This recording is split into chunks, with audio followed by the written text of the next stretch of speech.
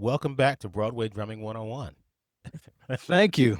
Good to do a big part two. Hopefully, it's big but succinct. And we get to some good topics because it's kind of endless, really. And you ask great questions. So, this will be broadcast, aired, streamed, whatever you want to call it now, a Broadway musical. Tonight is, right now, we're recording on December 9th of 2021. And Rich is opening a show called Company. And this is his 11th show, you said? Yeah. And obviously, I suppose the majority of people who have opened or are about to open a show this season, it's got all that extra meaning because we had done 9 previews and were scheduled to open on Stephen Sondheim's 90th birthday. So that would have been a huge event. And instead, it's a very bittersweet difference. And I would only say sweet because, of course, this tragedy of losing Sondheim is huge, but what an amazing life. And if you have to, have a long, incredible, fruitful life, he's a symbol of that. So it's a huge deal. And I've done a lot of Sondheim, very involved. Yeah, this has a lot of meaning and I'm excited. And as you and I just said, the pressure's off a little bit because all the critics have come, but tonight is just going to be fun. And then the reality of how much reviews matter is hovering in the air, but we'll see. We'll see. It's gotten an incredible response so far. So there's that. When I did Memphis in 2009, we opened October 19th. I remember learning about how the business works and how that night the reviews would be coming out. And we had smartphones where we were able to read the reviews live. I remember during intermission, some of the reviews would start coming out. And people were like, what'd they say? What'd they say? And near the end of the show, there would be more coming out. During our breaks, people would look at their phones, and they were pretty good. So we were like, thank you. Wow, but you were reading them during intermission of your opening night show. Are they still allowed to do that, or do they need to wait till after midnight? That must have been novel when you did it in 2009 that people could get them that quickly. Slowly drip them out. And I remember just reading over the years how certain reviewers had so much power, like him and Frank Rich Right. and Charles Yeah. Isherwood and all these people from the New York Times. And if they didn't like your show, then that's it. But our show got a lukewarm response, like maybe 3 out of 4 liked it. And one was like, that's all right. Mm. But it didn't matter. We won the Tony Award the next year, and we had our show started getting a lot of traction because the word of mouth spread and people liked what they saw, which is the same kind of thing that happened with Wicked. Reviewers hated it. And I looked back at the "Did he like it" thing, and they were like, "This is the worst thing ever." It's still running, and it's one of the biggest shows on Broadway. What do you attribute that to? I think Beauty and the Beast, it might be easier to guess why Beauty and the Beast lasted 13 or 14 years and they closed it, even though they could have kept it running with not great reviews at best. That might be easier, but what do you attribute Memphis, that success? I It's think, tricky, right? yeah, I think it was just like we've talked about on the show previously on Broadway Drumming 101. Yeah.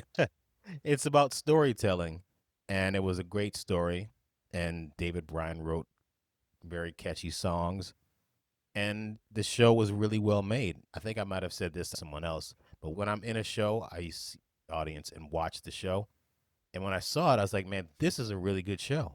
And when you have a really good product, people will tell their friends and tell their friends, and word of mouth is way more powerful, especially today, than any reviewer for the New York Post, Daily News, or whatever New York centric thing there is, because their opinion doesn't really matter as much, especially nowadays with Twitter and Instagram and texting. Well, yeah, that's really interesting because word of mouth means something different now than it did before social media. Because someone could say word of mouth is only going to go so far as maybe the tri-state area. People are telling their friends it was a great show.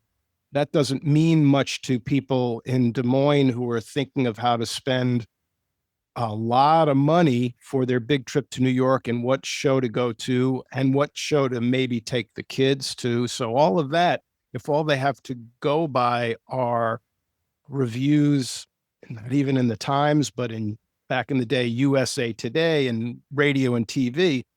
But this is really interesting because now, let's say they don't rely on the New York Times outside of the tri-state area, but if it's word of mouth, they want to go by the press they've seen or the social media, blogs, Facebook, friends they might have in the area. It's so fast. I would have said some shows do rely on critics because they're not slam dunks for families. I would apply that to Company. Memphis sort of has, it was an unknown quantity that had music that once people realized what music was in it, it would be a huge seller because of that appeal. Correct. It was all Hmm. original music and original story. So, but wait, so social media back then, was that, did that fit into a time where social media had an effect on Memphis? Because that's impressive if it just built that up. I mean, Wicked is one thing, and Beauty and the Beast is huge recognition from the movie. Hmm. But when a show like Memphis triumphs and the Tony Award does not hurt, Yes, doesn't exactly. always help. Yeah, the producers were saying we were like the little engine that could. We just kept going and building. And people that came to see it, they told their friends. I mean, we were very fortunate to have that show run for as long as it did, and I'm very thankful it did. I hope the best for anyone that's doing a show now. Like the same team that did Memphis is doing Diana. Now, nobody knows, I mean, people know the story, but people don't know the story of the musical, and they don't know the music because it's written by David Bryan again. And I haven't seen the whole thing yet.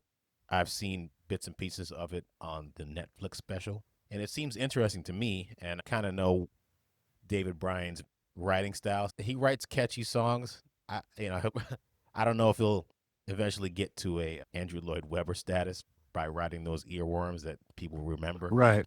but who knows? And who knows what success that show will bring. I think they didn't get good reviews, and Mrs. Doubtfire didn't get good reviews. But is it a good show? Is it for families? Will people enjoy it? Like you said, it's a lot of money to spend. People know what Mrs. Doubtfire is, and they let's go see that. Right. So, And the star, it's a star driven show, I would guess, because Rob McClure mhm. is not a huge star, but he kind of has that star quality. He's an incredibly talented guy. And since it's always going to be like, well, is he like Robin Williams and that kind of thing? But you're right. There's the family appeal, the movie recognition, and then the other elements that, back to use the word that we used a lot in the last interview, a cog in the wheel. We're just the drummer. And from where we sit, it's just, we think the attitude is our drumming, makes or breaks the show. That's the kind of joke we have, is like, oh man, if you miss a couple of rim shots, the show's a failure. But beyond that mindset, we just realize we're at the mercy of all the things you and I just talked about. How much does it cost to run the show? If it's a really expensive show, you might really have to rely on awards and whatever the thing that makes a show a slam dunk. Back to when I did On the Town, that was an expensive show to do. And again, those producers bragged that they had a 28-piece orchestra. Now, I really want to emphasize for people listening who are wondering about controversies with minimums in pits, how big the orchestra is, that we're always struggling with the fact that a big orchestra costs a lot more money, but it is a little rough for us to always fight for if it's appropriate for a show to have a large orchestra. And they don't want to because they're saving money. But the cliche is, but they'll spend $5,000 on a pair of shoes in the costumes. There are just so many elements, and it's stuff to talk about, to worry about, to joke about. And in the end, we go into our shows, we can joke that it could be the best scene, a great band, love playing the music, and that the show tanks. And then you could get into a show where maybe there's a lot of stress in the band, maybe you don't like playing the music that much, and the show lasts for a decade. So in the end, it's kind of crazy. And it just brings us back to, are we enjoying the gig? Do we appreciate it for what it is? Right now, I hope the ironic cliche isn't true. And that is, I'm enjoying playing my show. It is classic music. Audiences are loving it. So I hope, in spite of that, it lasts a while. It's a fun show and we'll see, but I'm thrilled to be doing it. So now that your show is open, what do you look for when hiring subs for your show? The first thing, beyond the obvious basics of just someone who has shown in some way or another that they're comfortable playing shows, ideally that they've played something more or less at the level of Broadway. If they haven't actually done Broadway and done other shows, they've done some tours, they know what it's like, because just being a great drummer is not going to put somebody on the top of the list. All the elements that you and I have talked about and you've spoken about at length with your other guests that are beyond just being a good drummer or even being a good versatile drummer are key. You really have to be comfortable with the regimen and the way shows work, even if you're not doing it night after night. You're looking for a sub who's comfortable in that situation, who's comfortable adjusting to different conductors, who knows the best processes for them to practice the show at home so that when they come in, I can't say that I've ever memorized a show before I came in. I might have had to if I did a show where you're on stage. I think Paul talked about coming in for Larry Lelly on Million Dollar Quartet, where you're on stage, there's no music, you got to play those tunes.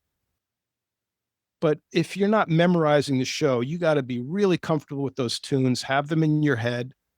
You've practiced it over and over again.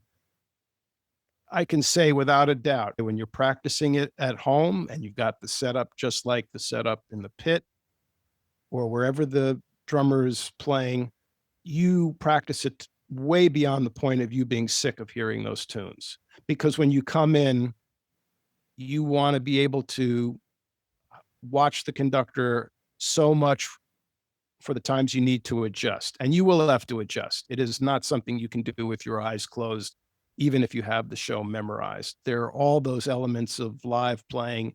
Things can change. Certainly in my show, there are subtle musical things that happen that, there's a reason why our show wouldn't be on click.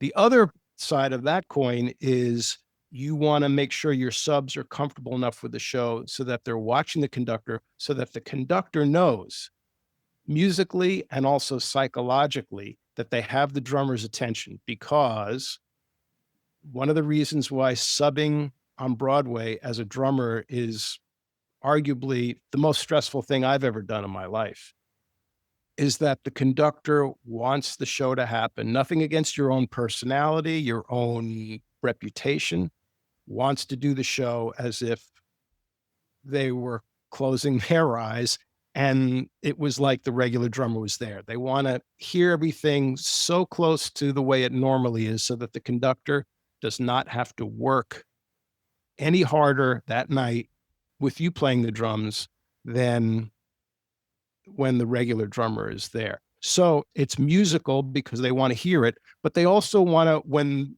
they're looking, now in my case and in many cases, the conductors to see the drummer looks into a video monitor because you're separated. You might luck out because you play the show great and exactly like the regular person.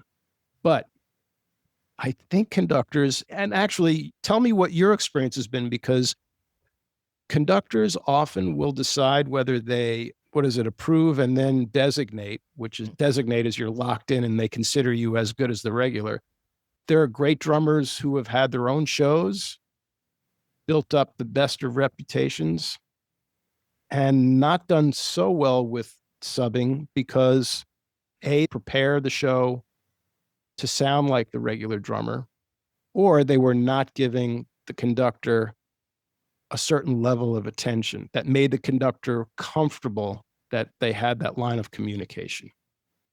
There were times when I was subbing for Bill Lanham at Cats, and I made sure I looked at the conductor. The interesting thing about myself, I come from the world where I memorize pretty much everything.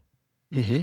And I remember memorizing Kiss Alive 2 and the Jacksons Live. I could play that stuff in my sleep. Coming from the world of playing live shows, I never really had music. So subbing for Buddy Williams at the First Color Purple, he said, "Man, you got to memorize the show." And I was like, okay, okay. So pretty much memorized it. So I paid attention to Linda Twine, who she had a metronome on her lap, and you Oh, go like this. oh, that's hard. You have to make sure you're paying attention to her. And just keep your eyes on her, because if she's going like this and you're going boom, boom, boom, it's like it's not going to work. So I think his name is William. He was the associate conductor for Cats, and he was there more than Christian Blodgett. But I'd always have my eye on him. I had to memorize Cats, which is the reason why it's still stuck in my head. Condolences, I guess, would be the jokey response to that. Mr. Mustafali. Cats has put a lot of people's kids through college. That's correct.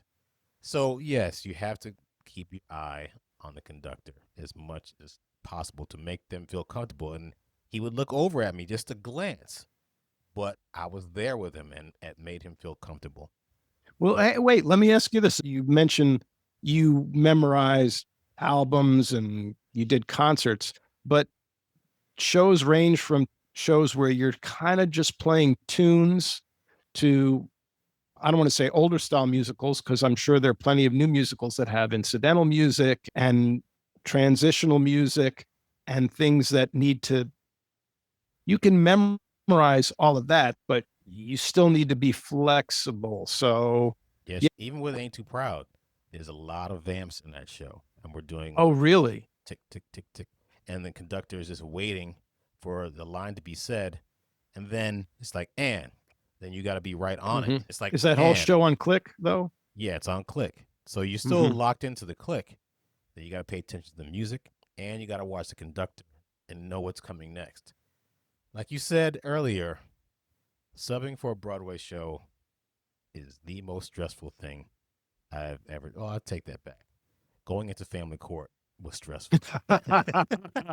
Well, that makes even a better point about how stressful Broadway is. Probably the second Interesting. most stressful thing I've done. Yeah.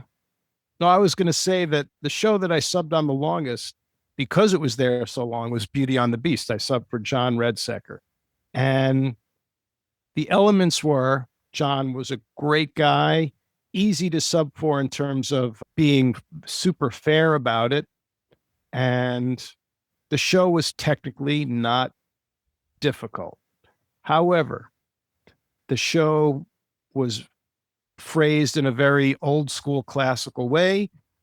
The different conductors on that show conducted differently, where the bass placed the beat in relation to the conductors, all these elements, and the fact that the bass was on the other side of the pit. You were on opposite ends. So there were a lot of challenges. And what would happen is I went in and subbed for him occasionally for a few months. John wanted to get me in a little earlier, maybe than originally planned. So he said, can I come in and maybe between shows on a break, you play a little drums for me, and I'm going to stand on the podium and conduct a few songs as if I was the conductor.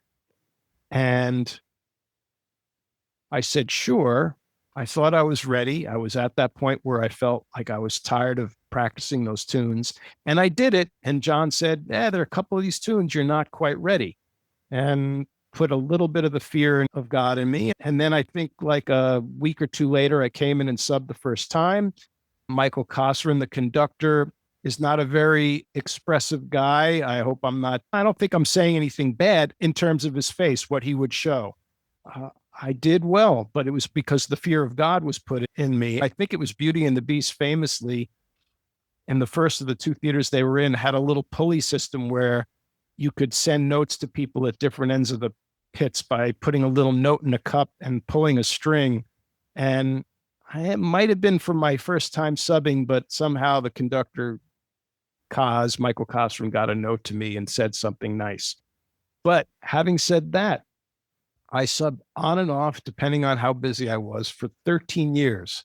And it would kill me that I would come in, I might not have been on the show for a while, and I would always be nervous. I would be standing on the subway platform and I would let it eat me up inside, partly because it was just sometimes to lock into the band on something as simple as like a waltz because of different elements. So it's a challenge. And it's frustrating to be so stressed out over something that technically is not that difficult. What do you do as a chair holder to prepare your subs to Good sub for you? question. We were talking about John Redsecker and Tommy Igo conducting it and going over it with you. That's kind of important because certainly if you've got a prospective sub coming in who hasn't done a lot of Broadway, you need to advise them and coach them on the things to look for. But even a seasoned player, you want to say, the pitfalls after you've had a chance to play it for however long, weeks, months, years. And you also will be armed with some information if other subs have come in and have struggled with some things and you go, oh, I never realized that would be the thing they'd have to worry about. But in general, if it's your chair, a couple of important things. One is mark your music appropriately. Now, that isn't to necessarily say overmark it. You don't want a lot of scribblings in and things that might only mean something to you. The great thing now, and as a matter of fact, tonight we expect to hopefully get a conductor cam, a recording of the conductor, which is a great device for subs. I think the best thing now is the subs get a relatively virgin copy of the music. Let the subs watch the show. Drum subs are going to watch the show more times than usually other instruments because of all the nuances you have to get. They're hopefully going to have a recording of the show, maybe just the sound, but also a video recording of the conductor. Be really good with marking my book super specifically. But what I've tended to do is rely on my subs to mark their books, to give them some room to mark their books the way they would give themselves notes based on what they hear when they listen to you play the show. Of course, mark the music so that they have the right measures and they know, because our show, like any show, has evolved during the preview period where changes were made up until a few days ago. And you just don't want to forget those couple of things that have changed since the sub might have heard the show and then they come in and, missing a couple of measures or missing how a vamp plays out. So you want your book marked up appropriately. But what's going to happen is if you get your subs a fresh copy of the music with little to no markings, let them ask the questions. It is their homework to listen to something and go, I listened to this and it doesn't really go with what is on the page. They'll either ask you what you're doing, or they'll hear you play the show more than once because you might have changed it and figure out, oh yeah, there's a little play here. Rich does it differently, this subtly differently each show. I'm going to ask him, but maybe that's okay. Or this doesn't go with what I'm hearing and what I'm seeing. Let them ask the questions. Keep a really good line of communication open with your subs. And back to your original question, I think subbing on Broadway is that step even further than hiring on Broadway. And we're at a point now where we want to get as much diversity in the pits as we do everywhere. However, the other element of making sure that the people who get those gigs have some sort of experience, that the experience counts. Let me put it that way. It's important because of how specific this type of gig is. Have you ever hired someone that hasn't done Broadway musicals before as a sub? No, I think that would be a rarity and for good reason. And now, this is not to say that there isn't a way to work your way up the ladder.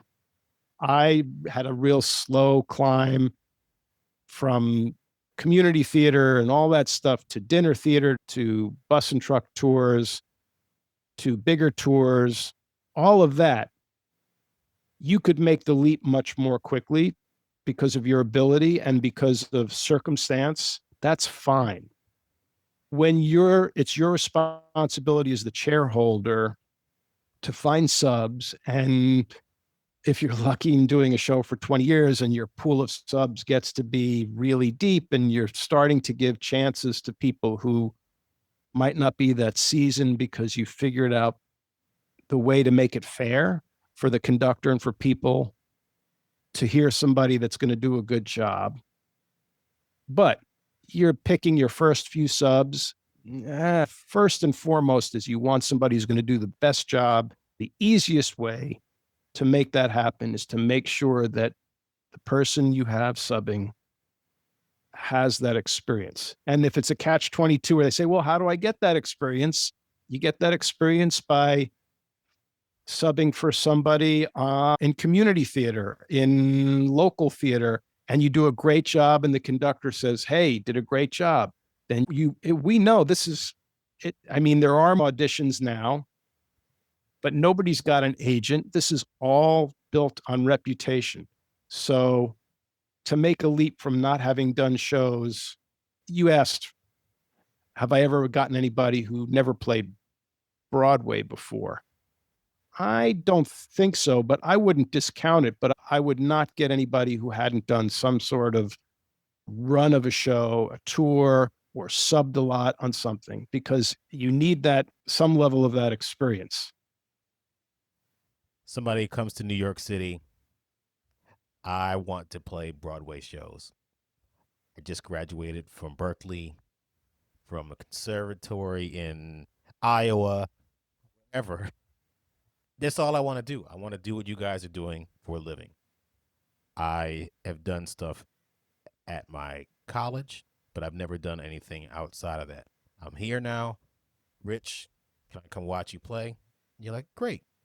Can I sub for you now? What would you say? If I had the time to work with this person so that I would have a sense that they might do a great job.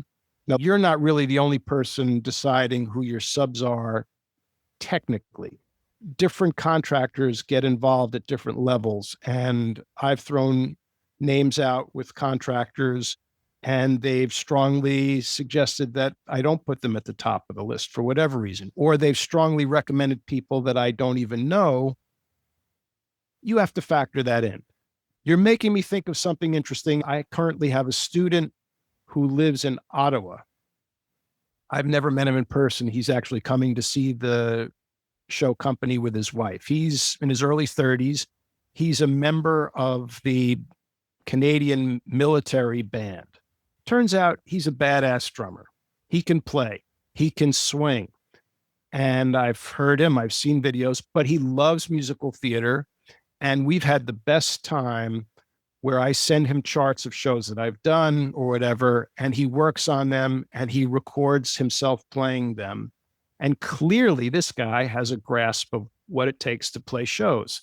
And he would be, if he came to New York, the only reason why I wouldn't is because I have a few other people in line who are obvious candidates. But as far as somebody who I think could handle it, I would put him on my list, and how high up he would get on that list in terms of his ability could be pretty high. The only reason why he wouldn't might just be different circumstances that have nothing to do with the fact that I think he could handle it. So it's competitive. I hope we're at a point, or we're getting to a point, where any little kid, no matter their background, race, sexuality, all of that stuff should be like, you want to play on Broadway? Go for it. It can be fun. I shouldn't say Broadway because that means you got to move to New York and be one of the lucky 15 or 20 drummers who has a show. But touring, it's a tough life and you're not really seeing the country or the world. But touring on Broadway, you and I talked about it. That's a once in a lifetime great experience you can have unless you hate travel because you're in each city for an extended period of time. You can explore a city. You also pay great dues in terms of learning how to play a show regularly. You can't sub out. If you love playing Broadway shows, you should be, without a doubt, open to the world of musical theater, which is Broadway, tours, regional theater. All the big cities have some great regional theaters and great local musicians. So there's a world out there and go for it, whether you wind up in New York or not. When you have subs that come in, do you do the John Redsecker, Tommy Igoe thing and not necessarily conduct, but are there in the pit with them and have them play your show? I haven't been that hands on, but that's been because, first of all, I don't know.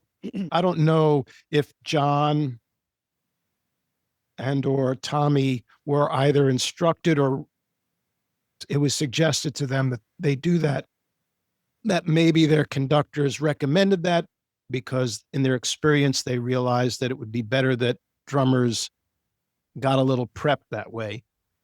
But also, I was an unknown quantity to John Redsecker. I don't know how many other subs he had gone through, if he did it with the other ones, but I had subbed on Broadway before that.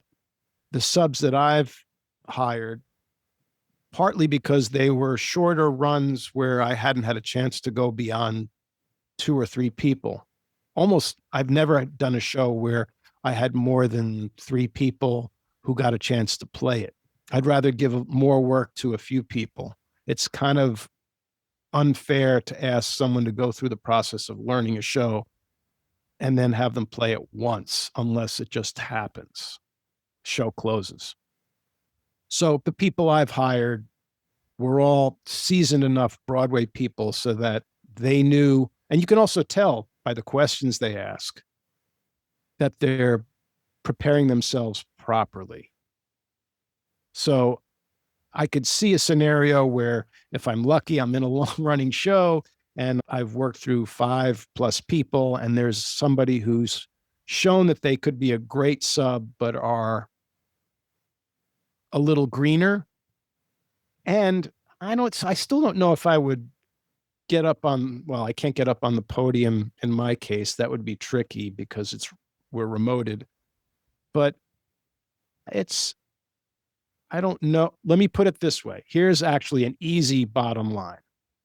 If you're doing that because you want to see for yourself how they play, but with the conductor videos now, that didn't apply necessarily to, I don't think, do you remember it to The Lion King? And it certainly didn't apply to Beauty and the Beast, where somebody goes home and for weeks they're practicing to a video of the conductor. That's such a great tool. That has alleviated a lot of the tricky parts of breaking subs in. Speaking of subs, how often do you take off of your show in order to get your subs in? That's a pretty cut and dry situation for me because I think the best rule for me and how it's also obvious that it's best for everyone is that break a couple of people in fairly soon so that you're covered. Break a couple of people in because things happen.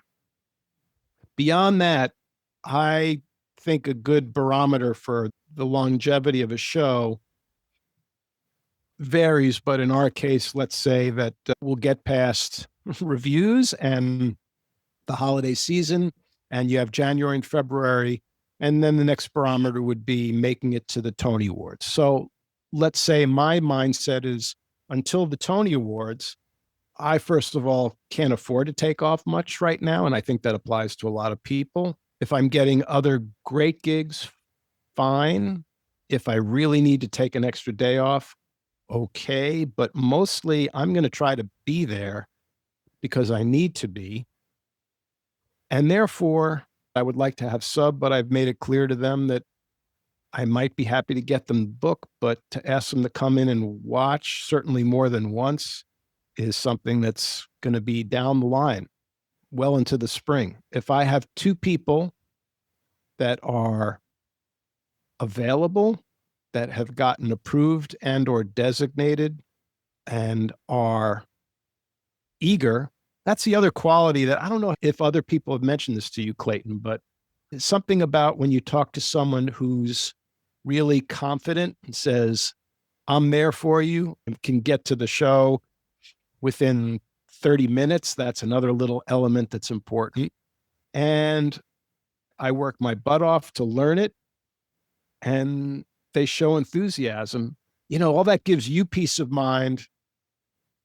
It's still the proof's in the pudding once they play the show. But if you're talking to someone and it takes some arm twisting to get them to sub, even if you want them to sub because they're so great, eh, I think that affects my attitude. Does that affect yours? Like whether you're asking a sub and they go, maybe I'll learn it, or I'm not going to be that available, as opposed to the guys who say, yeah, bring it on. And Well, I brought this up in another podcast that I had regarding sexism on Broadway, but this had to do with my situation at Memphis the musical.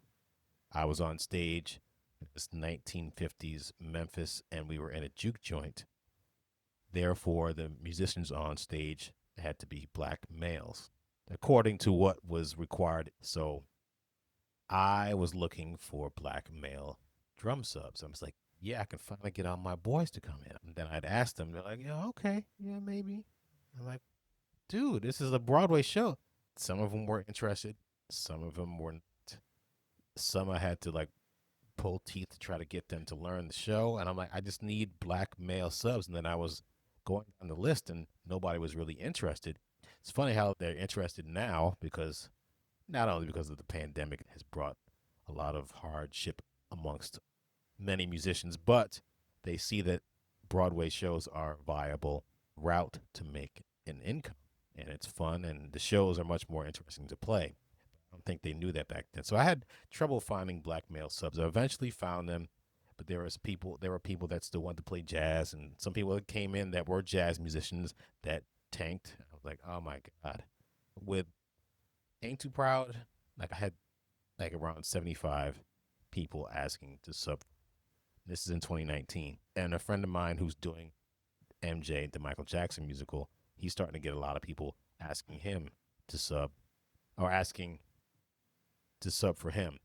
So right. there's a bigger pool of people out there now, and I can just point my finger and find a sub that will sub for me. Way more people than I need right now because I'm just like yourself. I'm not taking off as much, but I want to get them in as much as possible just to get them in rotation, which is Right. something that a lot of people we haven't really talked about on this podcast as far as doing a show. If you're a sub, if you put all of that work into it and you play the show and you're like, yes, I've done it.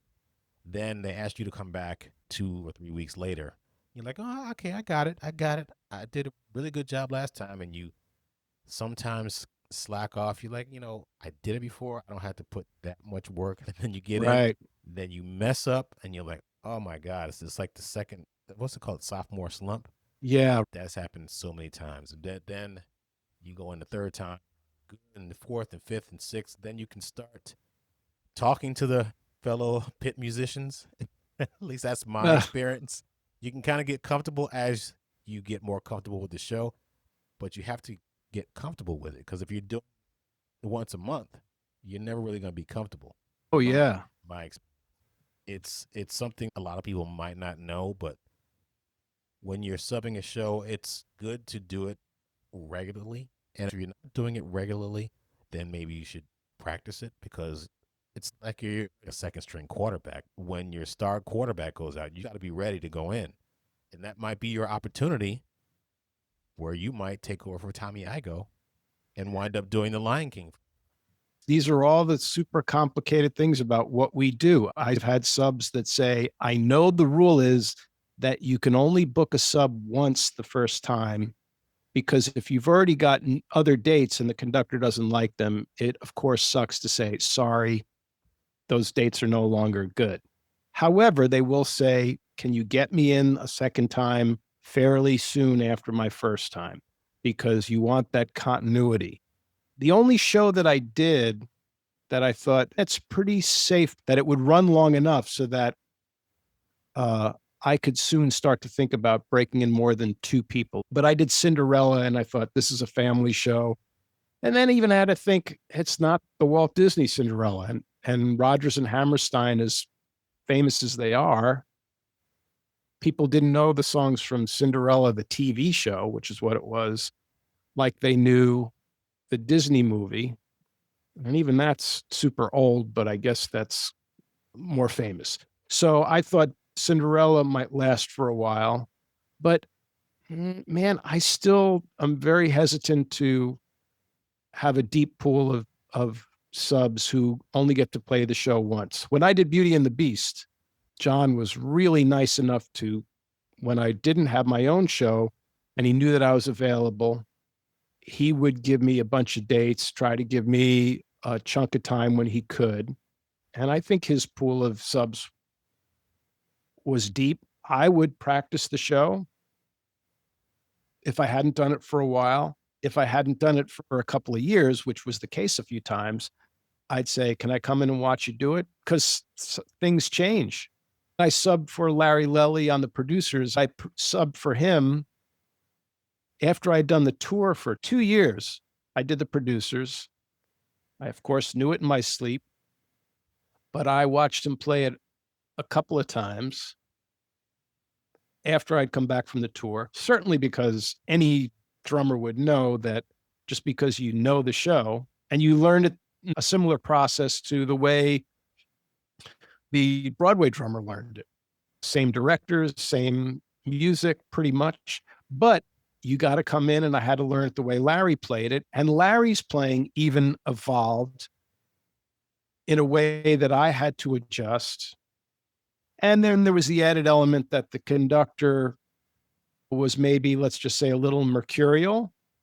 And what he thought was fine the first time I played it, then I came in after subbing for 8 or 9 times with other conductors that were subbing for him on Broadway. And then he came back and I played the show pretty much the way I had before. And it wasn't a disaster. There were no train wrecks, but I was not doing exactly what the conductor wanted to hear. That's a singular different story, but it's complicated, man. And there are a lot of elements. And on your show, you're getting all this great advice. But one of the pieces of all that advice are you do the best you can, you use your experience, and nothing is a given. It's a big machine. It all comes back to that being a big machine, and the show is your primary responsibility to make it so that you're doing your best to give your conductor, more than anybody else, the chance to relax and feel okay, that who you're bringing in is someone they're comfortable with. You're not there to make your friends happy. Lord knows we've all wanted to give it to good friends who we like and or we think are great drummers, twice the drummer that you are yourself. I remember Buddy Williams calling me when he started doing Hello Dolly because I was on the short list of the conductor. He called me up. He said, and I had really not met him. He said, I got to find some subs. And I got 5 guys that I would love to give this to, but the conductor said I should call you. It was almost like, I don't really know you, but could you come in and sub the show? And I was like, oh, thank you, man. That's really nice of you. I mean, of course, it made me feel good to know the conductor had recommended me, But hey, it was fair enough for Buddy. See, that's the politics of what we do. Sometimes the conductor or the contractor say, get so and so. Meanwhile, Buddy doesn't know me at all. And it's not even like my reputation is anything so great so that he go, oh, well, I can understand why they asked me to ask Rich.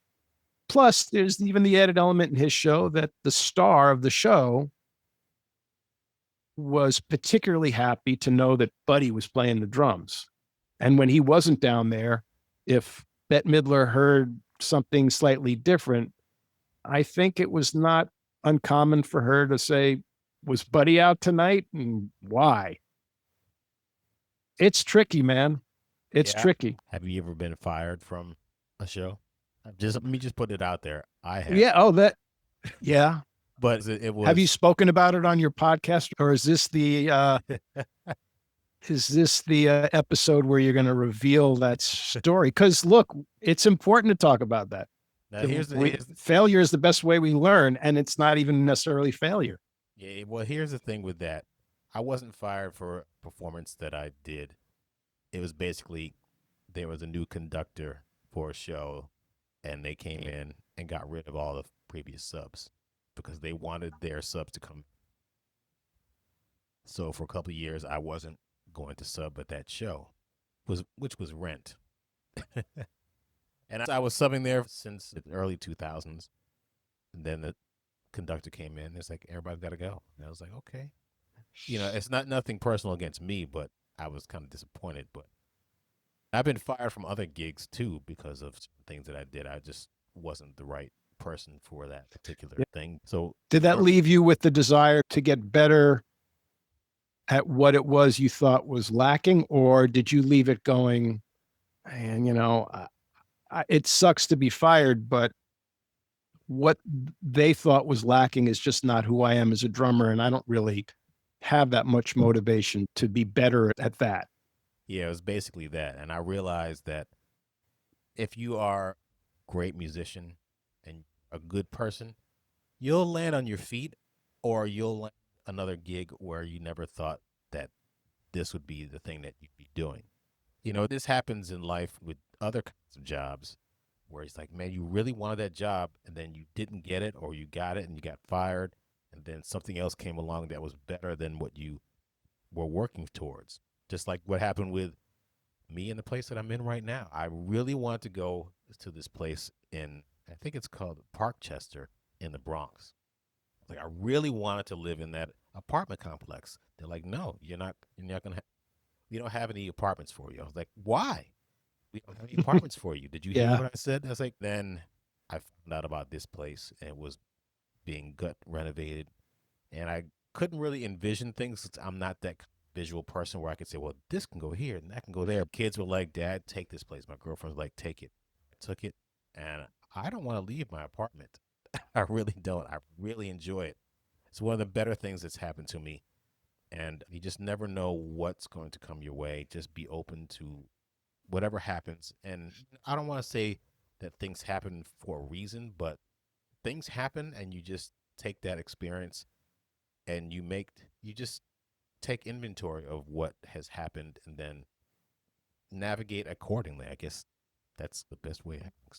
I think as long as you have good self reflection and self awareness, so that if you're not asked back to a gig, you could have been much better at what you did.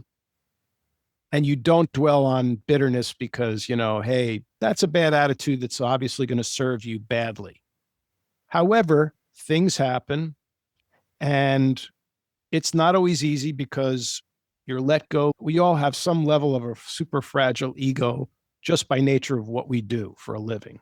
And it's very hard to explain to people who aren't in the arts, and you don't want to sound too self important or whatever, to say, in the arts, our egos are perhaps a little more fragile because what we're offering is something that's a deeply personal reflection of who we are. You could be really skilled at what you do, but when it's artistic, oh, forgive me for sounding pretentious, but it's like the ultimate example are comedians. The joke is there was a play, three guys, what is it? Three guys standing with their pants down. You're just exposing yourself and you're making yourself vulnerable. So my point is that you have to deal with a fragile ego, but if you're let go and you know that there are so many other things in play, yes, you're right. You have to be confident that something else will come up, that people will recognize that you built a reputation. And yeah, don't let those experiences ruin it for you. Because if you take a step back and you look at it in general and you go, yeah, I'm fired a lot and people seem to be turned off by me, that's one thing. But it's like, I've done pretty well. This didn't work out. I don't want to just point the finger and blame other people because that's poisonous to anybody. And we've seen that a lot in our business, people who just are very quick to blame other people for their own career failures. But easier said than done. Have enough of an ego to not let those things stand in the way. If it's something you have to take stock of and get better at, fine, but also know that there are things that are political or that have nothing to do with you as a player and move on. When it comes to being a drummer on a show, whether it's a long running show or if you're doing a series of shows over the 20 years or so, our lives are, there could be an up and down wave to our life. There are times where we're gainfully employed for long periods of time. There are times where we're not. And we have to do many other things to survive. But certain people have had shows that have run a long time and have managed to carve out a life that is very similar to those that work a regular day job. I got to tell you that people don't realize that we get paid for 24 hours of work. It's really a part time job legally, but we Right. get full time pay. We get paid pretty well, I got to tell you. We do. And we get benefits. We get health insurance and a pension. That's if we're working. All of that. But isn't that the case that happens when, especially nowadays, where very few things are stable? People's jobs aren't like, I can't remember who, but like, I'm going to work for Bear Stearns. You're like, okay, there is no Bear Stearns now because back in 2007, they went under. And you thought that you had a job that you're going to work Right. for the rest of your life where you don't. And that whole idea of you just getting a job and working at that job forever just doesn't exist. So, what we do is a job. It's a very rewarding job. And it's not necessarily high profile. When you talk about what you do for a living, how do people see what you do for a living? Do they pity you? They're like, oh, that's cool. When you get a real job, give me a call. Yeah. It is a weird dichotomy, if I can use that college term. I think it's the right word. We were saying how, in one sense, they, unless somebody really has no clue about the arts in general, then at some level they'll be impressed because it's showbiz and you're playing drums. And it's funny, even as a drummer, people might have this thing about, oh, you bang on something and you're getting paid for it. Isn't that cute? But there are lots of levels with all of this, with being in the arts.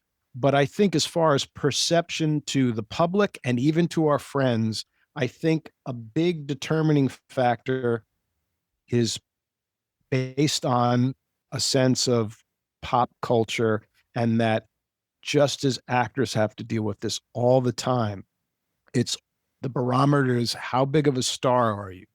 And unless you're in a high profile situation, that is how success is measured, as we all know, in a superficial way. If you're the drummer for Taylor Swift, you're a huge success. And you are. But that could be your only gig. And for whatever reason, before and after, you are anonymous in terms of the public. If you're a movie star and then suddenly you're not doing a lot of movies, they go, "What happened to so and so?" You have no idea. I'm using actors because it's an easier way to illustrate this, but in a way, it's what we deal with.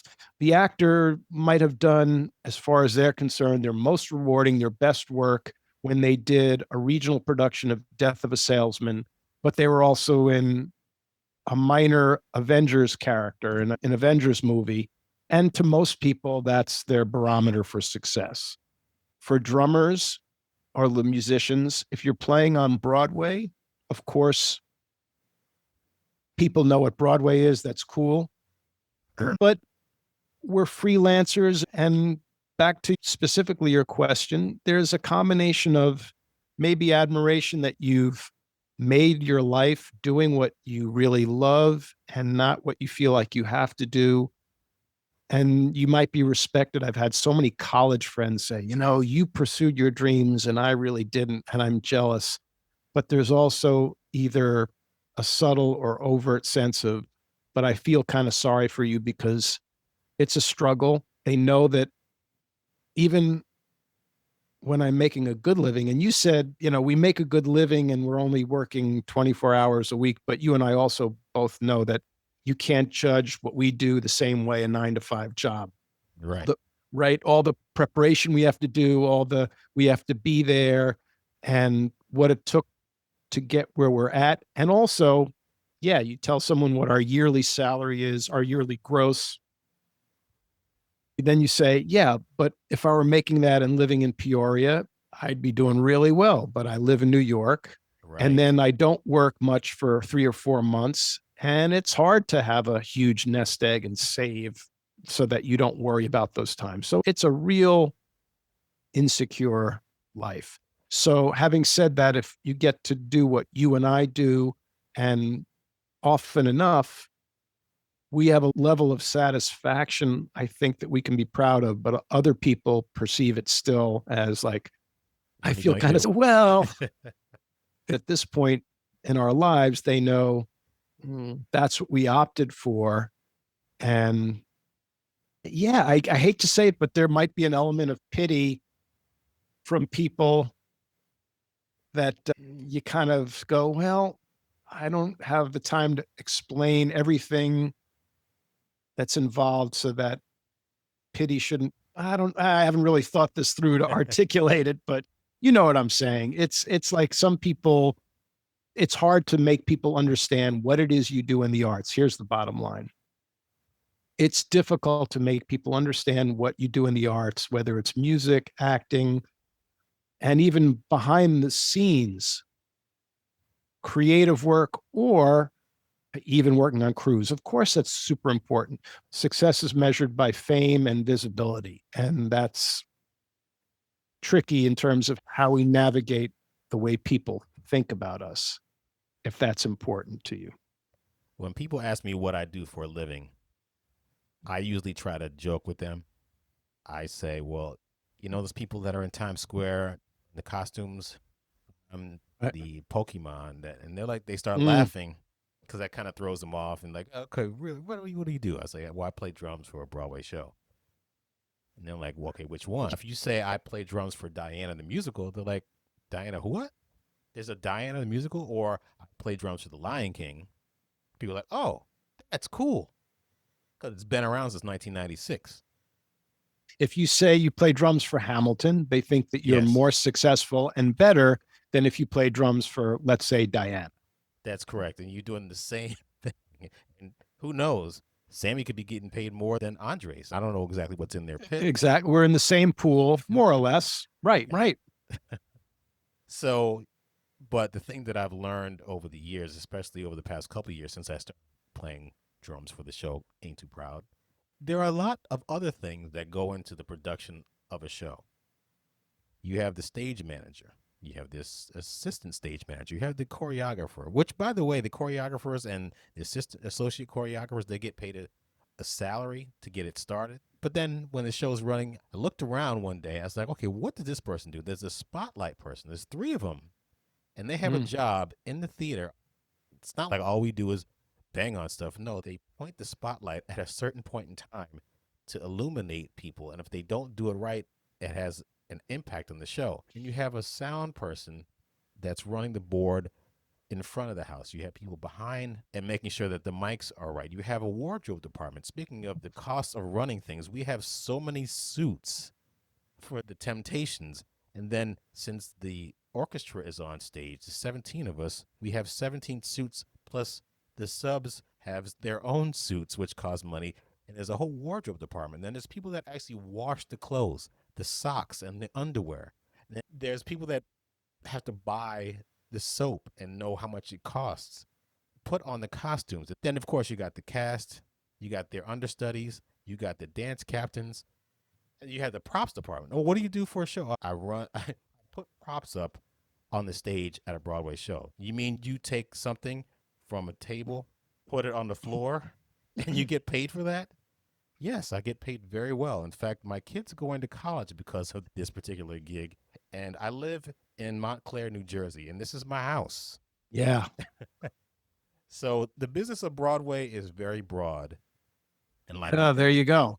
and like we've said, we cog in that wheel, and what we do for a living matters just as much as that prop person or that person who pushes a button and the backdrop comes down, or a person that pulls the rope and makes another scene come in, or someone that does the projections. It's We're just as important as every other piece there. Yeah. And all we can do is, like you might have had when you were a kid, offer ways to educate the public, whether it's talking to kids in schools or adults who don't know, some reminder. It's not a given for them to understand what it is they're getting. Let's be specific with Broadway, a live show from beginning to end and what's involved.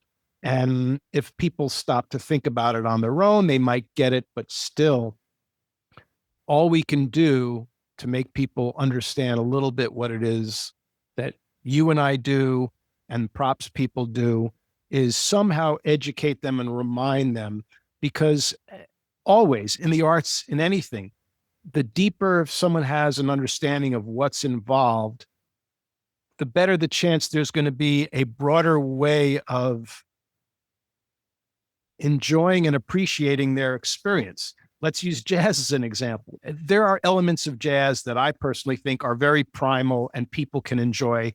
They don't have to be scared by, like, oh, I don't understand it. I think there are things about it, just the sound of a walking bass could just strike somebody as being cool. But the more you understand it, the more you'll be able to enjoy it at different levels. So if we talk about Broadway, part of that thrill is when you know and you're sitting there in the audience, and God, I hope there was a little extra level of appreciation after not having been able to go to a show for 20 months, that when you know and you're sitting there in the audience, that from every moment, forget about all the prep before and after, you sit down, that overture starts, that there are 60 plus people making this shit happen all at once. And yes, we're a visual species. So the first thing we notice is what we see, and we're guided by stardom and who we're watching singing. But that experience and what's going to make it a whole lot different than TV and movies or whatever is when you know that those people are up there singing and acting, but in the pit or in a room somewhere, not because someone's pressing a button and playing a recording of a band, but it's live, it's live, it's live.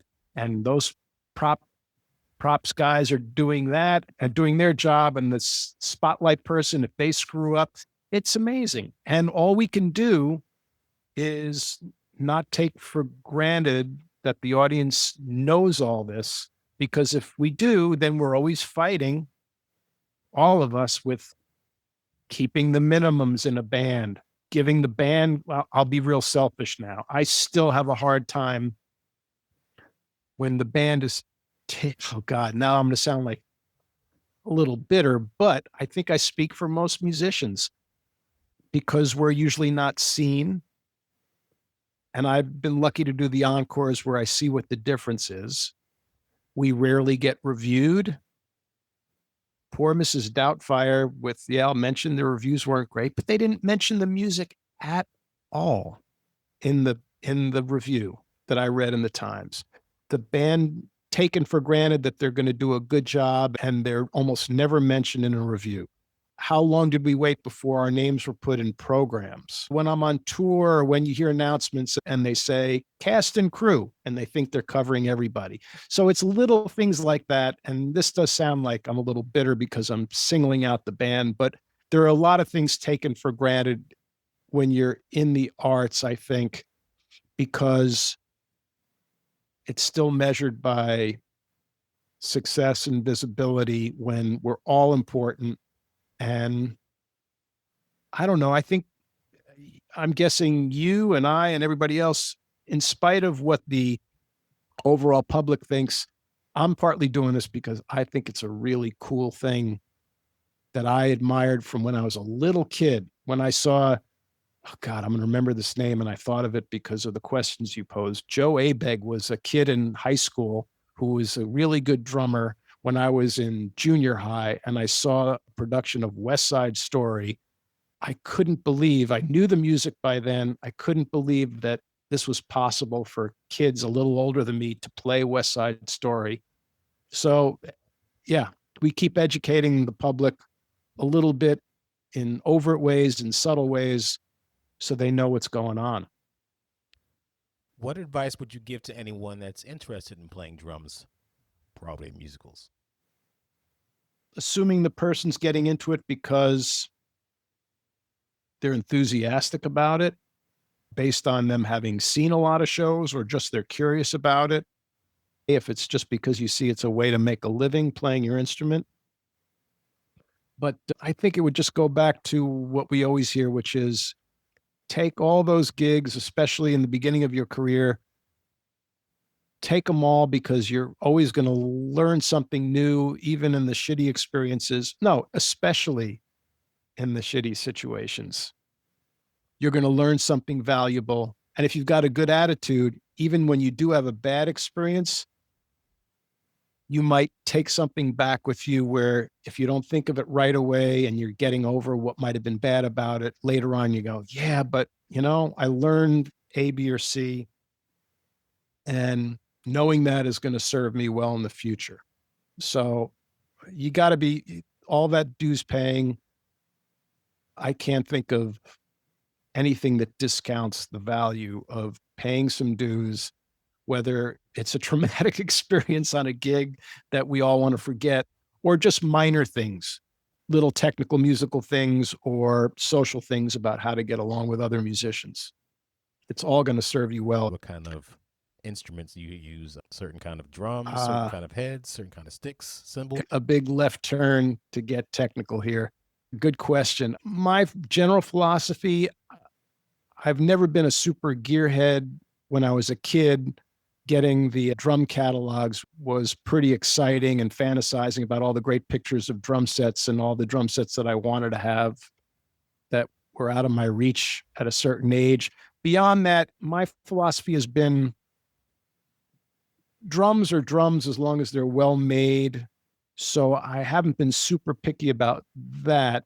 Hardware, I tend to go with simple is usually better and I've found more convenient, and trying to reinvent the wheel with gear that might be good for someone's particular situation, but I get frustrated with when I'm on a gig and there's a rented kit and I get some sort of fancy ass drum stand that doesn't. You want to say something about that? You Go mean the ahead. you mean the drum workshop hardware? Have you seen the Uh, DW hard? I have, but I think you were discussing that with someone else, maybe Paul again. I don't know that I can Yeah. speak specifically to that, but I bet you if I gave some examples, you go, oh, yeah, well, that's DW or some other company. Here's an example: the concept of having a hi hat stand where the pedal serves as the third leg.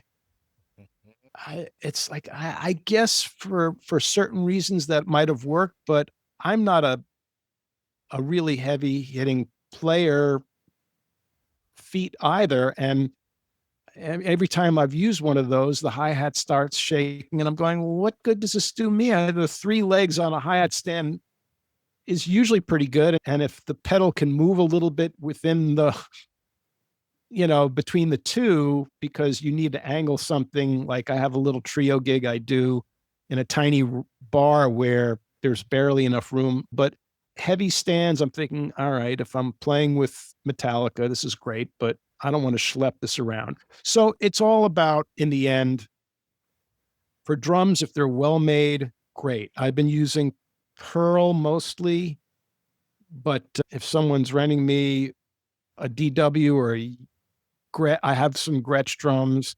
I have a mixed breed setup. Makes sense. And then, like every good drummer, it all comes down to the cymbals. And when I was a kid, it's like, why don't my drums sound like shit? But it's all because the cymbals are hard to get that you like. And when you find those cymbals, you stick with them. I think now, if I had the money, I'd probably be buying more because I like what I hear. And certainly for a long time, it hasn't been all about Zildjian. There are other options, but I have my favorite cymbals on.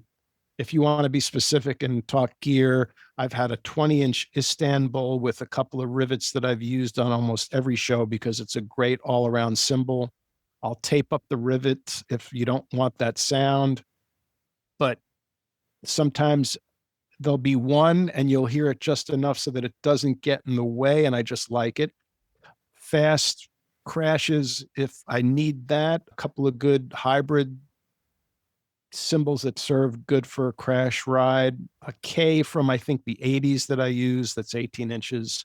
Otherwise, I don't know what I'm contributing more to the discussion on this topic is for splash cymbals. And because a lot of shows, I would say, man, almost every show I've done has a splash cymbal in it.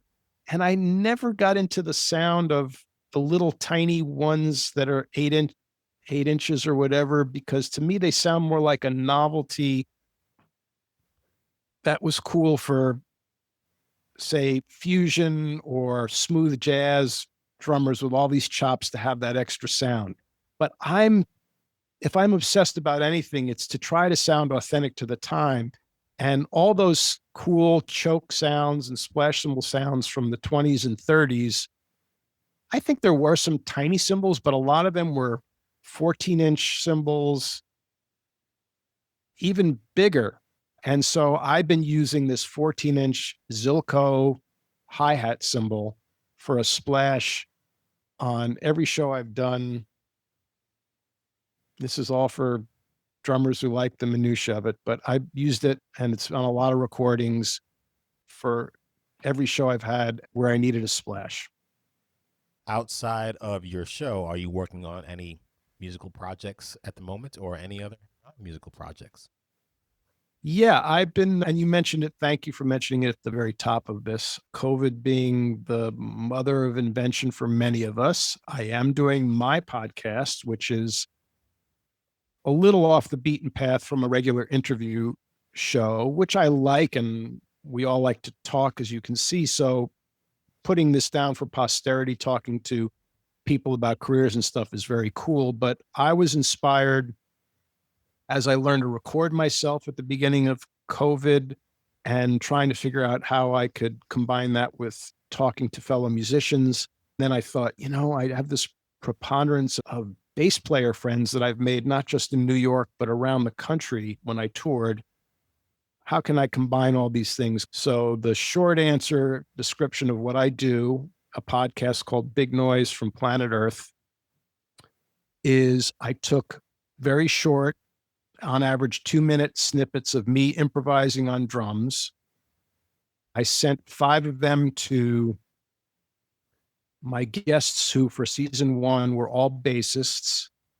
And I asked them to record over those snippets of me improvising, doing whatever the hell they wanted to. They could play as if they were playing a bass solo in a jazz situation, but they could play upright or electric. They could manipulate my recording. The sky was the limit. And partly what inspired me was that I could say that all my bass player friends and some that I didn't know very well all had very different personalities. And I was hoping that would be reflected in what they did. They were not going to be listening to what each other did. It played out over a year, this podcast, this season. And it was a thrill. I interviewed them. It's a show where it's about an hour plus. We talk about careers, we talk about personal things.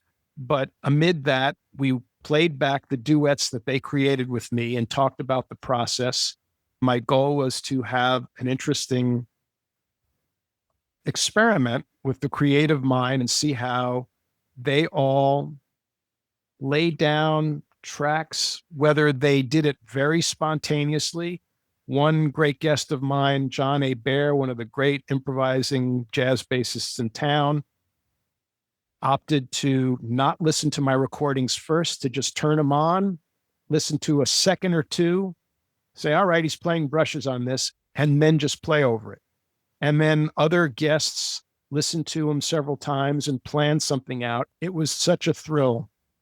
And I finished season one and I'm embarking on season two. And I hope people listen. I've gotten a nice response. I'm asking different musicians, not who play one particular instrument, to lay down a third layer, which is interesting because it wasn't set up to be like a solo over a rhythm section. So it's kind of dense and it's challenging, but I'm about to interview the great guitarist in town named Pete McCann, who I worked with in the past in a band I had. And he sent me his newly created trios. And man, Clayton, it's just a thrill to listen to what these guys come up with based on these little improvs that I did where I played a little bit of a groove and then started to play freely. So anyway, that's been my one big musical project. And the other thing, which I haven't worked steadily for a little while, is I've written screenplays. So that's a whole other podcast. But that was certainly a creative outlet I've had over the last couple of decades, on and off, especially periods where I wasn't gigging that much. And I am still shopping around a couple of those. They're feature films, so it's a huge challenge. One in particular being a big budget historical drama, but I believe in the project. I'm going to keep trying. I told people over and over again, I picked the one business that's the only business that's even crazier than the music business, which is movies. And I'll keep trying. I believe in them, but it takes a lot of energy.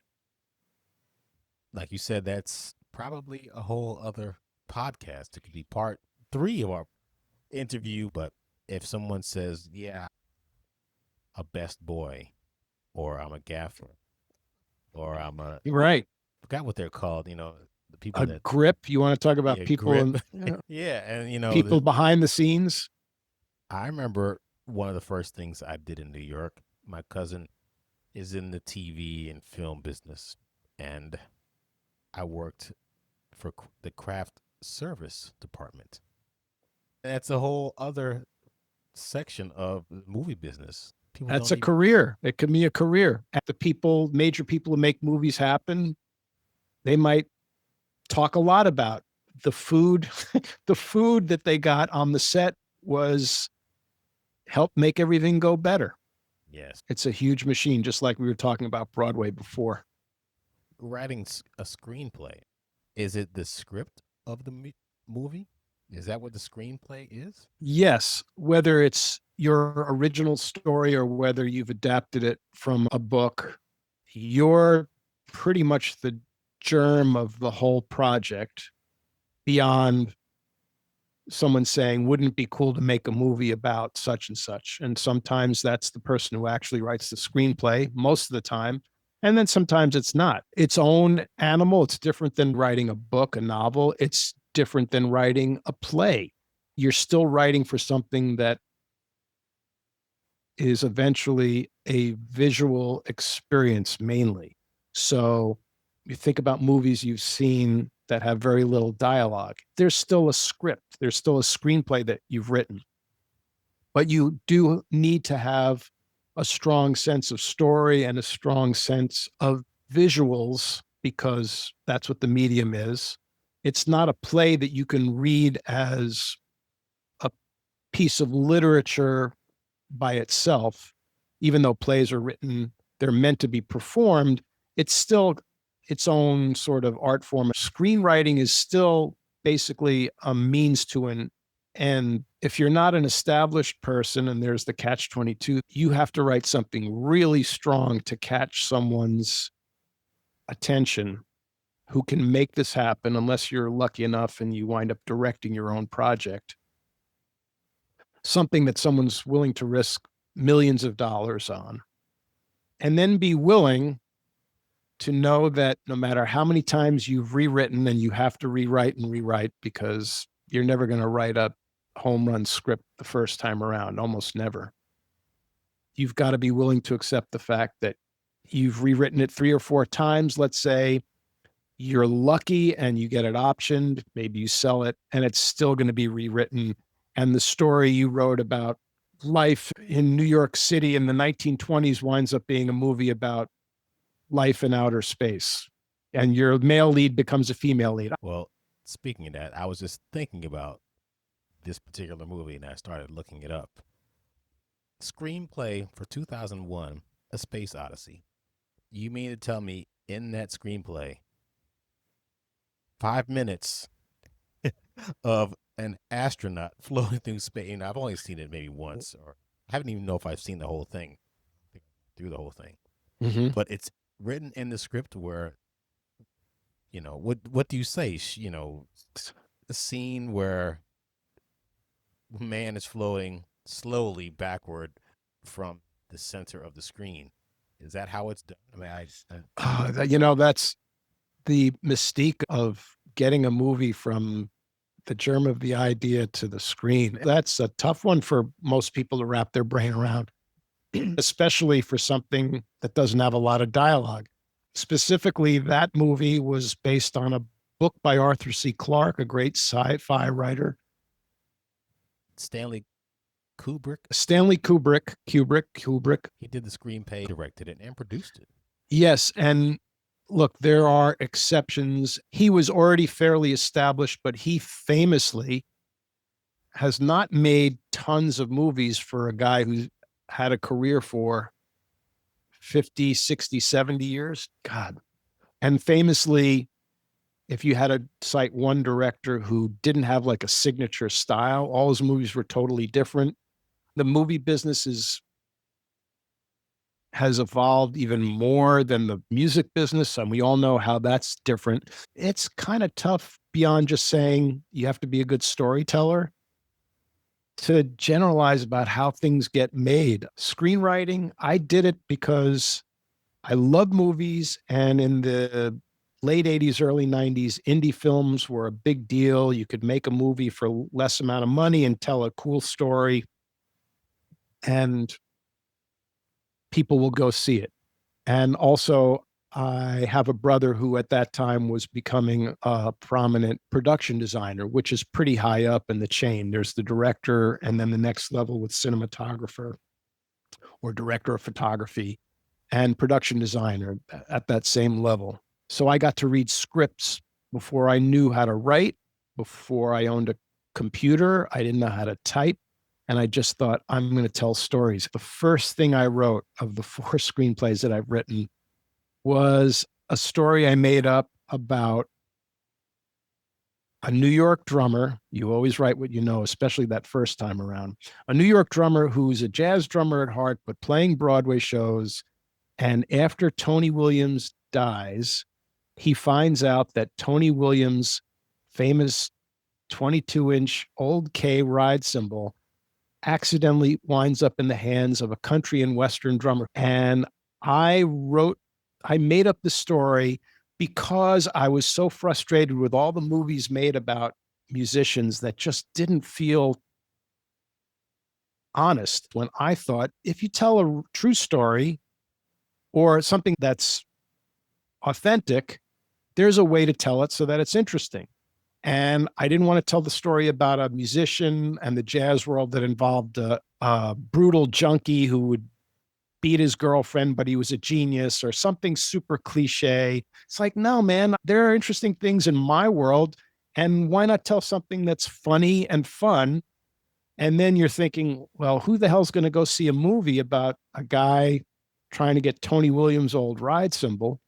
But you tell a fun story. I made it a road trip where the drummer takes a woman who he likes, who's also in the current Broadway show he's playing in, and they go to a past convention in Nashville. And it's a wacky, fun road story. But if you are able to convey the passion and the mania that a drummer might have to get his hands on that ride cymbal that Tony played with Miles, you don't have to necessarily have an audience that knows those recordings or knows about drummers or certainly knows about ride cymbals. But if you get that sense in the story, it could be fun. It should be funny without making fun of the music. I wrote a script and I did readings, and a bunch of drummers in town came to the reading. I got some great actors, and I did that. And I thought, well, maybe this isn't a lark. I thought I had a pretty good ear for dialogue, and I learned a lot. I hand wrote it.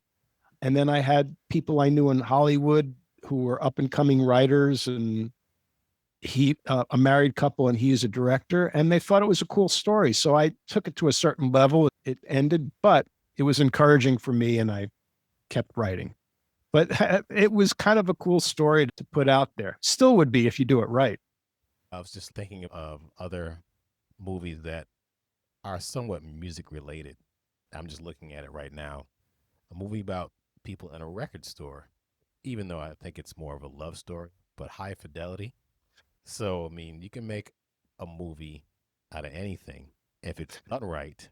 Absolutely. It's all in the storytelling. If it's a human experience that we can all relate to that's easy, you can do it. And then if it's something totally bizarre, I mean, there aren't a lot of examples like someone like Charlie Kaufman, who made his name mainly at first by writing Being John Malkovich, Oh which yeah. is if I use that as an example because on its face, you pitch that movie to somebody and they go, "What? You got to be kidding me." And yet it's a memorable movie.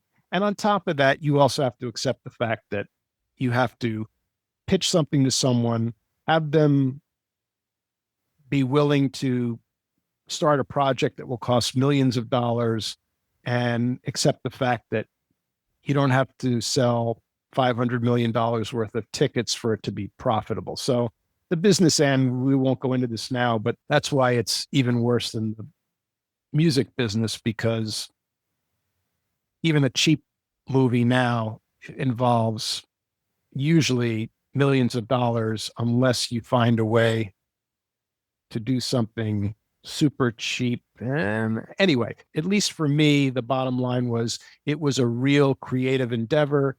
I knew that if I was ever lucky and something did get produced, that as thrilling as that was, and Lord knows it could have changed and could be a stinker of a film, I'd still be honored that it was made.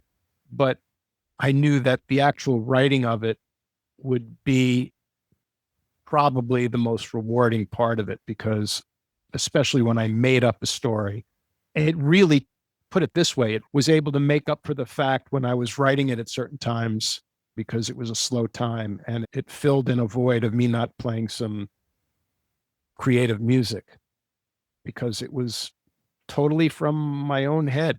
Or even when I adapted a novel, it was something that I really changed in a way that was my own take on this book. So, anyway, it was a really creative endeavor. I would love to sell something, and I'm putting it out there, but that business is a whole other crazy, insane, insert your adjective. Where can people find you if they want to find out more about you? Okay, well, for my screenwriting endeavors, I do have the way to put out their interest in my scripts. And that's actually, I do have a website, Rich Rosenzweig at Weebly.com. Weebly is a website provider. So it's WEEBLY.com. And that has log lines, which are brief 1 or 2 sentence descriptions of what the story is. And then it has a synopsis of the screenplays I've written and a few other things that would help somebody get in touch with me and give them an idea of what I've written. If they want to listen to the podcast, I'm looking forward to putting out episode 1 of season 2, which will be out very early next year, where my first guest will be Pete McCann, the guitarist. But I do have 10 episodes out, all with bassists. And I will say proudly that what was so great about it is that you really can get a huge spectrum just with bassists of what careers have been like and how each bassist, all of them are spectacular, have contributed musically to the same exact short drum pieces by me, which is a great way to illustrate their creative minds. So I think that has been probably the most exciting thing I've done during COVID. And that's called Big Noise from Planet Earth and very easy to find. And like all podcasts, you don't necessarily have to download or sign up.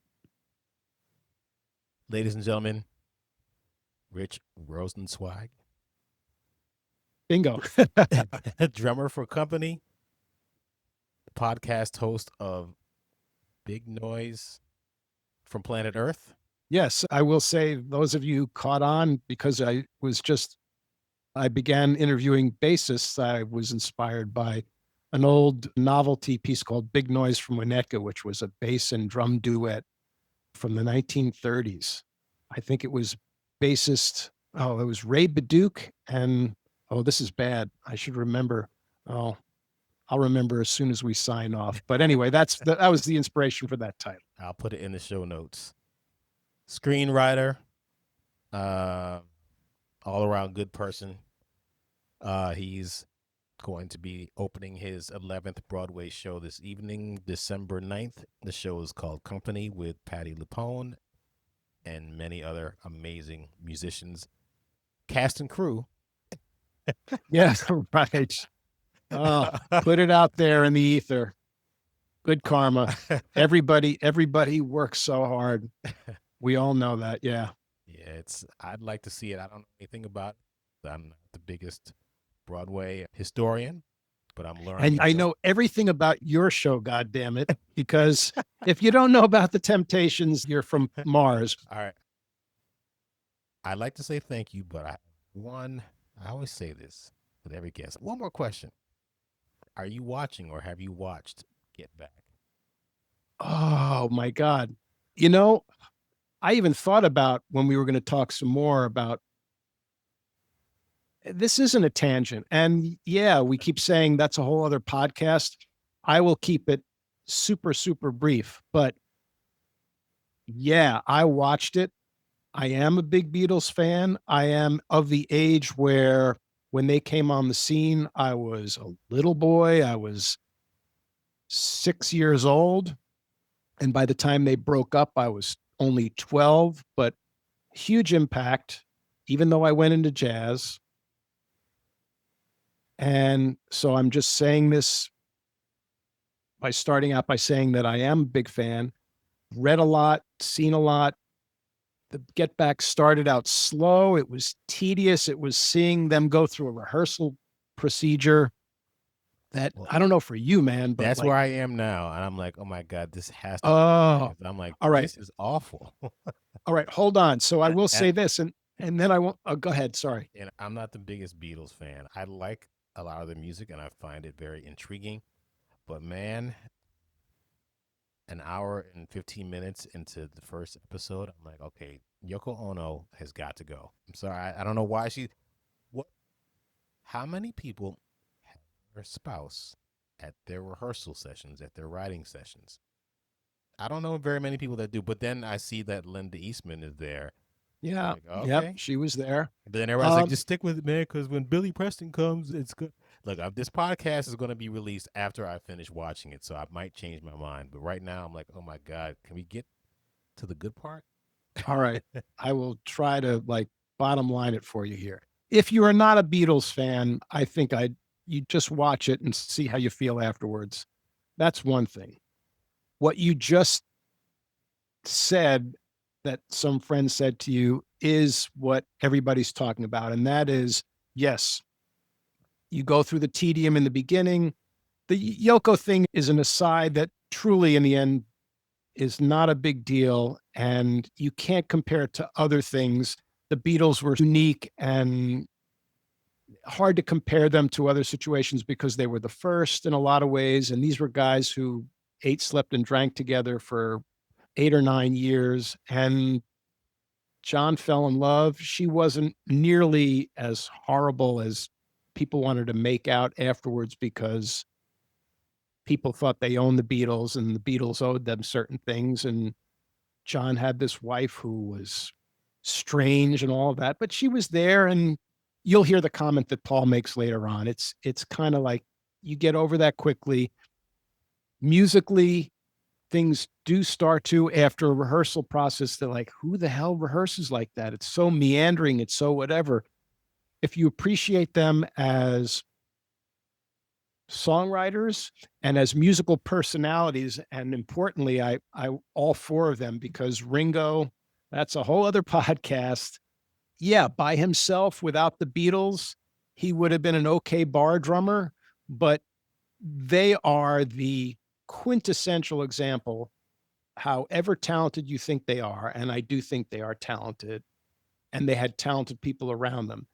They are more than the sum of their parts. And in the end, I love Ringo's drumming. I love how he evolved because he was part of the Beatles.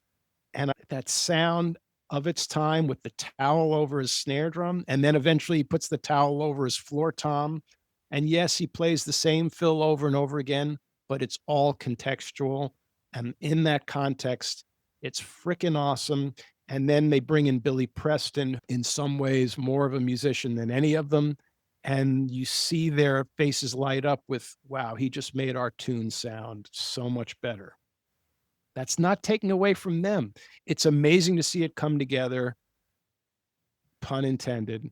And then by the end, it becomes about the concert they do on the rooftop, which is kind of its own separate thing.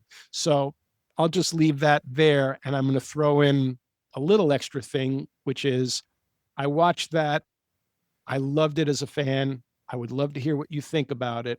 And if you think about Ringo and talk about drummers who have not much technique, but somehow in the certain contexts, they made their contribution.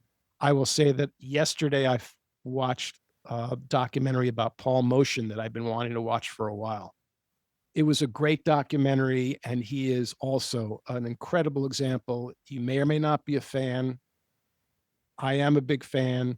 And in the context of what he played and who he played with and what he did, it's a beautiful example of artistry that's about expression and about the music you play rather than technique and technical wizardry. Love and we see it on YouTube all the time, but it's the context of the music. And I was thinking of Ringo and I was thinking of Paul Motion. And yeah, they were two great experiences. And I want to hear what you think about Get Back after you've seen it. I'm going to get through it because a lot of my musician friends are like, yeah, you should watch it. And as far as somebody on my Facebook page talked about Ringo Starr, I believe that there are artists, writers, filmmakers, musicians that are extremely influential that may not be the best at what they do, but due to the time that they came out or their contributions to society and the way that they approached whatever they did, it changed things. Now, Ringo wasn't Billy Cobham or wasn't Elvin or wasn't Tony Williams, but millions of people were influenced by his style and his approach to the drums and his drum fills and his beats. And I was looking at something, forgot what it was, but they were talking about when the Beatles came out and how aggressive they were playing back in the early 60s and how Ringo was just like bashing the drums, man.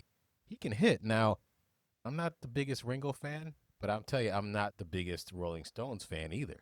People are like, oh my God, you got to hear Exile on Main Street. It's the greatest rock and roll record ever. I'm like, Yeah. listen to it. I'm like, okay.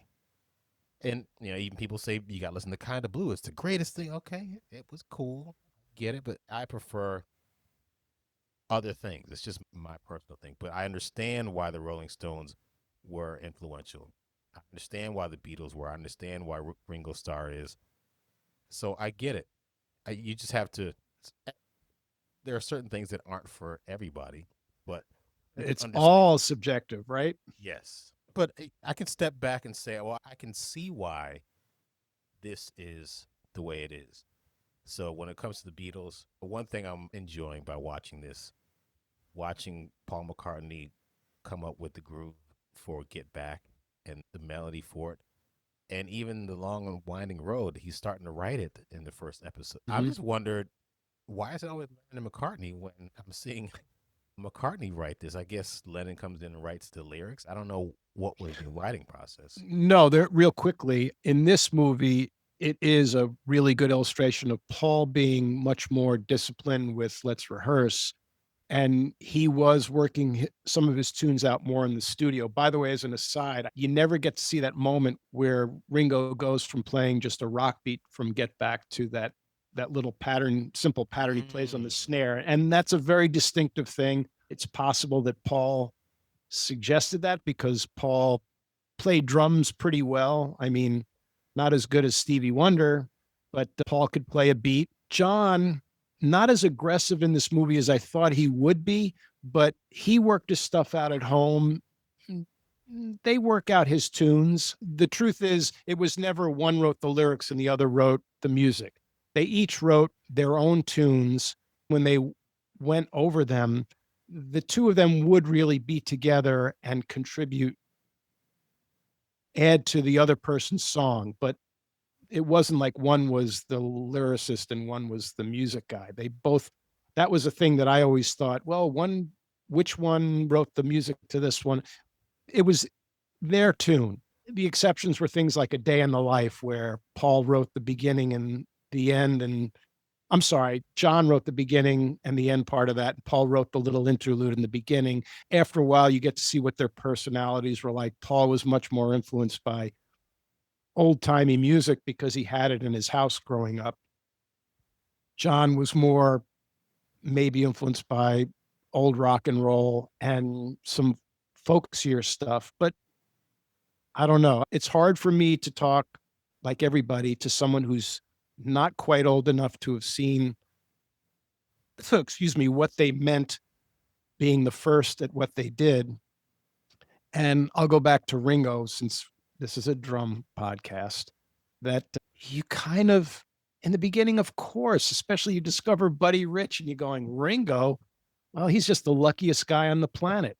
But aside from the obvious of saying the Beatles would have been weird if Billy Cobham was playing drums or Mitch Mitchell or John Bonham, Ringo was a lefty playing on a righty kit. So he had a certain feel, the way he played a backbeat, all those little things that, despite what Bernard Purdy will tell you, it's him playing drums. I don't think I ever have to qualify it by saying, well, he kind of is mediocre or sucks. He's just lucky, but he's okay. I will give him that credit. He's part of that band sound. I will personally say I don't get it as much with Charlie Watts. I appreciate the fact that he had a good beat and that he loved jazz and that he seemed like a wonderful guy. But I appreciate the Stones, but I'm not a fan the way I am with the Beatles. I'm a fan of our conversations, and this Awesome. we can do this over and over again. But we will wrap this extended remixed podcast. Oh, God. Get the coffee pot brewing and get ready if you're going to get through all this. But I've had a blast. Yeah, it was really nice talking to you and finally getting to meet you. Have a great opening night tonight, and we will see I haven't missed the downbeat, have I? you. It's a 6 o'clock show. Oh, 6 o'clock. yeah. Wow. Yeah, it's our opening night time. So I'm sure yours was at, you've probably forgotten because you've been doing your show for 10 years now. Yeah, they started 7:15, 7:20. But is there opening night party? Yeah, there is. And of course, we've been tested a little extra just to attend that. We'll see. It's kind of next door to you, I think, at Bond. Yeah, there's an opening night party, and we're just thrilled to be there and get to play this classic music in a certain context, and lucky to be working with those people. Hopefully, you'll be running for 10 years I, or I would be all for it. or however long it runs, 10, 15, 20, till you retire. Yes, you and I will still be working across the street from each other, and we'll get our cup of tea and gum down our little biscuits when we're both geezers saying, "Can you believe we've been doing this show for?" Yeah. You'll be in your 25th episode of your podcast, and I will We'll have see. interviewed 200 oh, if I can interview 300 drummers, I'll be set. Wow. I don't think there are 300 Broadway drummers. Well, you'd have to broaden it to Oh, tours and I maybe the guess drummer. yeah, there I guess I could. I mean, there's a lot of people that are doing this that have done it in the past, but 300 that's a good goal. After 300, I'm going to retire. Well, again, whatever your goal is, you're preserving something that's totally of value. Thank you. All right, we will talk again. Rich Rosenzweig. Did I say it right? Perfectly. All right. Perfectly. Craddock, like crash. Have you gotten that before? All right. No, people don't really know Billy Crash Craddock. Oh, I don't really know too much about Billy I Crash. don't know. I just know the name. It's Clayton. It's been a pleasure, man. Thank you for this. I really appreciate the opportunity. No problem. We will talk soon. We will. We'll get a cup of coffee and all the best. All right. Thank you.